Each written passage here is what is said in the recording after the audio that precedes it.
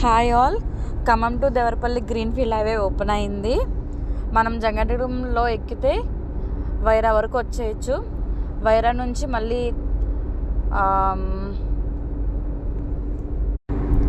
అల్లిపురం వరకు వచ్చేయచ్చు.